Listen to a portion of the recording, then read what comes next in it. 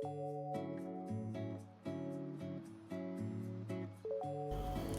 semuanya, kenalin aku Vipin Vindoria Siombing, mahasiswi Prodi Gizi FKM Unsri Angkatan 2023. Jadi kali ini aku mau bahas mineral makro nih.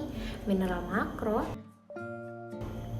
iya, jadi mineral yang dibutuhin oleh tubuh lebih dari 100 mg per hari itu disebut mineral makro. Ada 7 nih mineral makro, ada natrium, klorida, kalsium, fosfor, kalium, sulfur, dan magnesium. Dari ketujuh mineral makro yang aku sebutin tadi, aku mau ajak kamu untuk mengetahui lebih lanjut tentang magnesium. Check it out! Magnesium merupakan sebuah unsur kimia yang lebih dikenal dengan simbol Mg pada tabel periodik. 99% dari total magnesium tubuh terdapat dalam tulang, otot, dan jaringan lunak non-otot seperti serum darah, sel darah merah, dan jaringan ikat.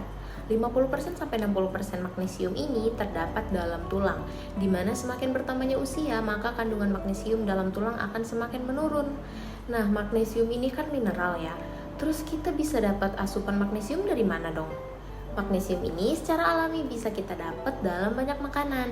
Ada juga yang ditambahkan ke dalam produk makanan lain, misalnya sebagai suplemen diet.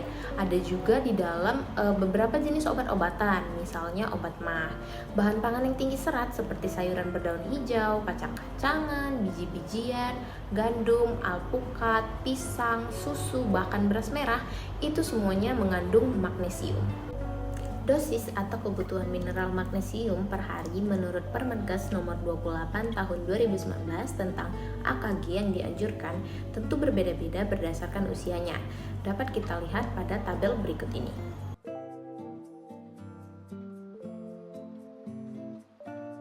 Kurang gak bagus, lebih juga gak bagus. Makanya perlu mengonsumsi magnesium ini sesuai kebutuhan perharinya.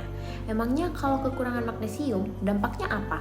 Nah, ketika tubuh mengalami defisiensi atau kekurangan magnesium akan menyebabkan kram otot, osteoporosis, batu ginjal, detak jantung tidak beraturan, kesemutan bahkan mati rasa, kelelahan, stres, dan sakit kepala. Tapi kelebihan juga nggak bagus, karena kelebihan magnesium bisa menyebabkan kelumpuhan otot, penurunan tekanan darah dan laju pernapasan, kebingungan, mudah lemas, bahkan penyumbatan pada usus.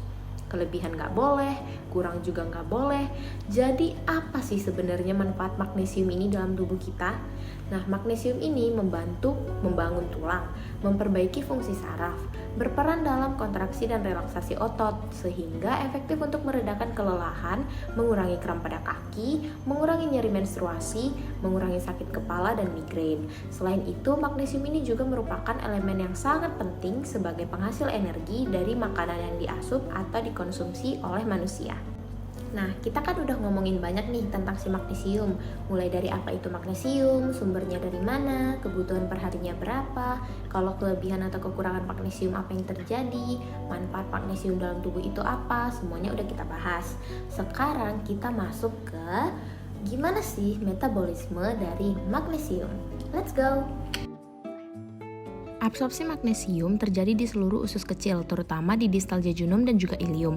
Akan tetapi bisa juga terjadi di usus besar apabila terjadi suatu penyakit, di mana penyakit ini akan mengganggu penyerapan magnesium di usus halus, maka usus besar akan menggantikan peran untuk melakukan penyerapan. Sistem transportasi magnesium ini terdiri dari dua sistem transportasi yang bertanggung jawab atas penyerapan magnesium di usus kecil. Yang pertama, itu transport aktif atau disebut juga active carrier mediated, di mana transport ini dimediasi oleh pembawa jenuh yang beroperasi pada sebagian besar asupan magnesium. Yang kedua, yaitu difusi sederhana. Dapat kita lihat pada gambar, untuk transport aktif magnesium harus melalui active carrier mediated dengan saluran kation yang disebut TRP atau TRPM6 atau singkatan dari transient reseptor potensial. Nah, TRPM6 inilah yang akan menjadi mediator untuk memasukkan magnesium ke dalam enterosit. Nah, untuk transport magnesium sendiri di dalam plasma, sebagian besar magnesium berjumlah sekitar 50-55% ditemukan dalam bentuk bebas, yaitu dalam bentuk Mg2+. Sekitar 33% terikat pada protein, yaitu seperti albumin dan juga globulin. Kemudian sisanya 13% dikomplekskan dengan sitrat, fosfat, sulfat, ataupun ion lainnya. Kemudian Untuk konsentrasi magnesium dalam plasma ini harus dipertahankan pada range yang normal sekitar 1,6 sampai 2,2 mg per desiliter.